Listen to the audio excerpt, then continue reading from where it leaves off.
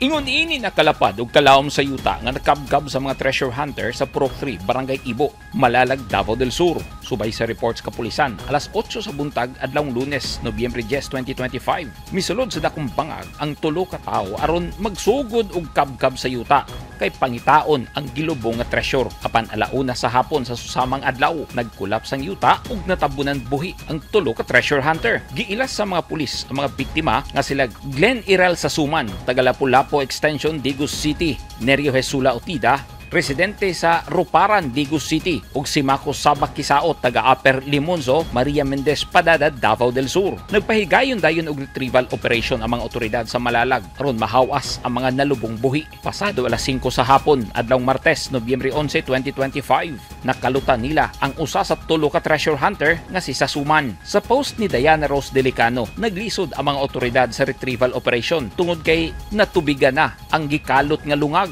Delikado sab alang sa mga rescuer. Subay sa report, lisod ang gihimong retrieval operation kay nadatugan og sandbag ug timber ang mga biktima ug anaan na sa 200 pie ang gilawmon sa gikalot nga yuta. Gi-question na sab sa mga pulis ang giingong kontraktor ug tag-iya sa yuta sa gihimong treasure hunting activity.